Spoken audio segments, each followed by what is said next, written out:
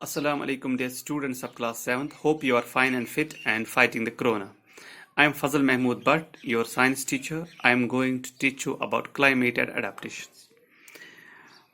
In the last lecture, I had told you how animals are adapted to survive in the conditions in which they live. تو last lecture میں ہم نے بات کی تھی کہ یہ جو اینیملز اور پلانٹس جو بھی ہیں یہ کیسے اپنے آپ کو اڈاپٹ کرتے ہیں ان کنڈیشنز میں جہاں یہ رہتے ہیں، یعنی جس جگہ پہ یہ رہتے ہیں وہاں کے حالات اور وہاں کے کنڈیشنز کو یہ کیسے اڈاپٹ کرتے ہیں۔ تو آج ہم اس پر سٹارٹ کرتے ہیں ود دا پولر ریجن۔ میں نے آپ سے کہا تھا کہ ڈفرینٹ اینیملز ڈفرینٹ جگہوں پر رہتے ہیں۔ کچھ اینیملز وہاں پہ رہتے ہیں جہاں پہ پانی کی قلت ہو، ان اینیملز کو پانی کم پینے کی ضرورت ہے۔ اسی طرح کچھ اینیملز ایکسٹریم کولڈ میں رہتے ہیں، کچھ اینیملز ایکسٹریم ہیٹ میں رہتے ہیں، تو اس کے حساب سے انہوں نے اپنے آپ کو اڈاپٹ کیا ہے۔ اب آج ہم بات کریں گے adaptation of animals in polar region. تو پولر ریجنز کی بات کریں، آپ کو پتا ہے کہ پولر ریجنز میں ایکسٹریم کلائمیٹ ہوتا ہے۔ ان ریجنز میں جو ہوتا ہے سردی بہت زیادہ ہوتی ہے، اینڈ یہ ریجنز جو ہوتے ہیں وہاں پہ ہمیشہ سنو کورڈ رہتا ہے۔ تو میں پولر ریجنز کے بارے میں یہ کہتا ہوں کہ 6 مہینے وہاں پہ سورج غروب نہیں ہوتا اور 6 مہینے وہاں پر سورج طلوع نہیں ہوتا، اور وہاں کا ٹیمپریچر جو ہوتا ہے وہ -37 ڈگری سینٹی گریڈ تک چلا جاتا ہے۔ اب جو اینیملز یہاں پہ رہتے ہیں انہوں نے ان ایکسٹریم کنڈیشنز میں اپنے آپ کو اڈاپٹ کیا ہے۔ وہ مائگریٹ تو یوزولی مائگریشن تو نہیں کرتے سبھی animals, but they have adapted. ہم اس میں ایگزامپل آپ کو لیں گے ایک پولر بیئر کی۔ اب پولر بیئر کے بارے میں یہ بتائیں، پولر بیئر جو ہوتا ہے اس کو وائٹ فر ہوتا ہے۔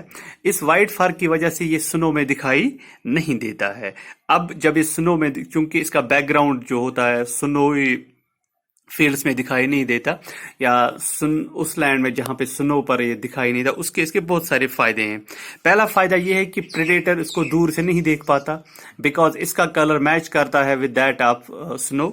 سیکنڈ، یہ ہیلپ کرتا ہے اس کو شکار کرنے میں، کیونکہ شکار کو بھی یہ دور سے دکھائی نہیں دے، جب تک یہ شکار تک پہنچ نہ جاتا شکار کو پتہ نہیں چلتا۔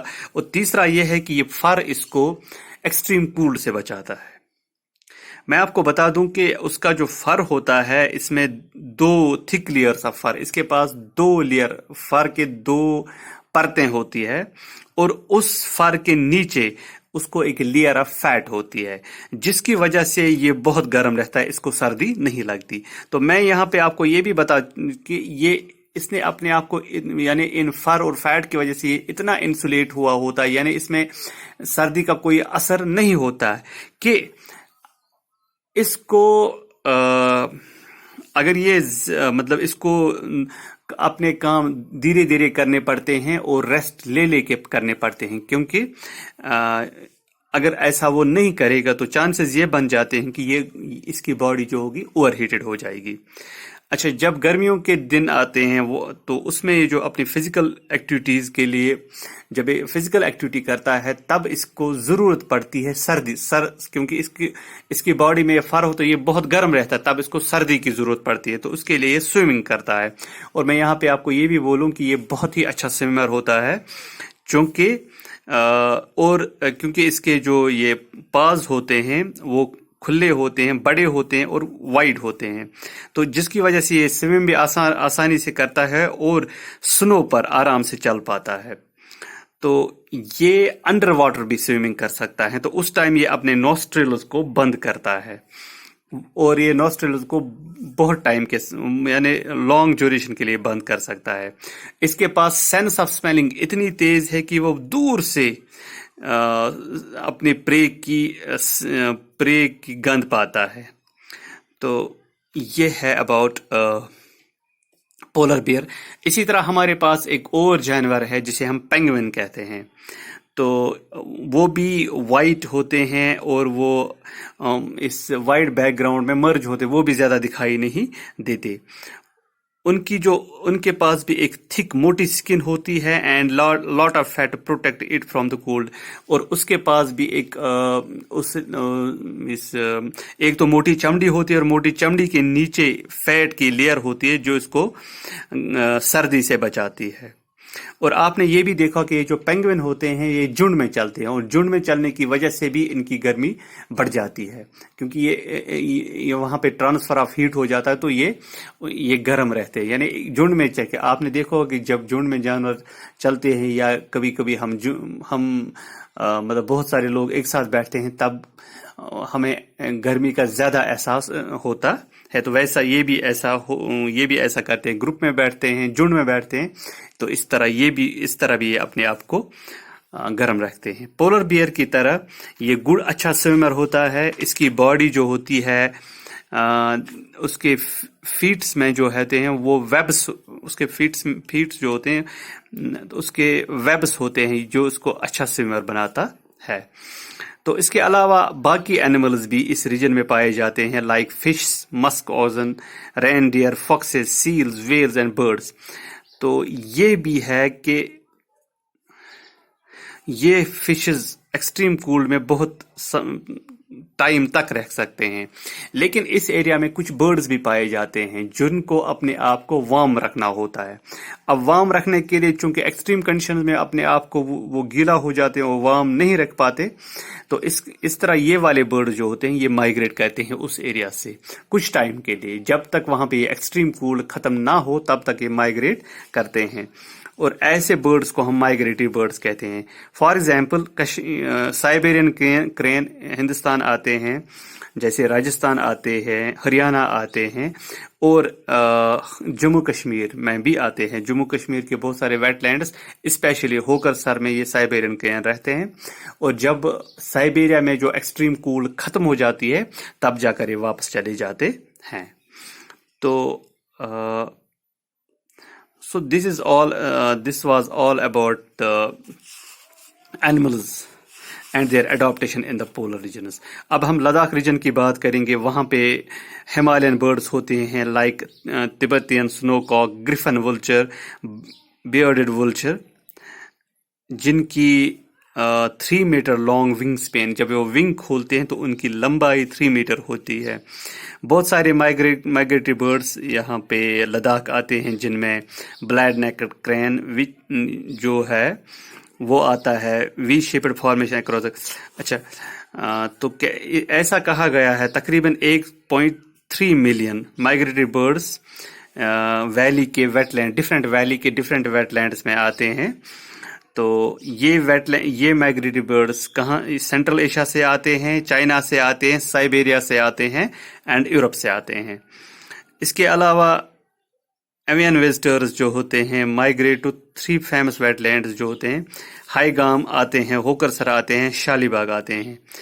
तो इसके अलावा जो माइग्रेटरी बर्ड्स के लिए प्रोमिनेंट डेस्टिनेशन है वो है मिरगुंड। तो कश्मीर की लार्जेस्ट वेटलैंड रिजर्व जो है वो है शालाबाग वेटलैंड रिजर्व। तो कश्मीर में जितने J&K में 29 वेटलैंड सर्वेड इन इंडिया, तो 106 स्पीशीज यहाँ पे आते हैं। उनमें से 106 स्पीशीज यहाँ पे आते हैं।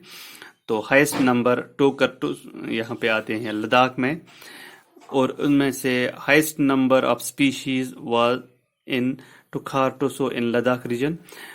कुछ थ्रेटन्ड स्पीशीज भी हैं जो यहाँ पे आते हैं, like black naked crane and सारस क्रेन, ये भी यहाँ पे आते हैं। Nearly 2 threatened species like white adult पोकार्ड and white ibis, ये भी देखने में, यानी बहुत सारे जानवर यहाँ पे आते हैं।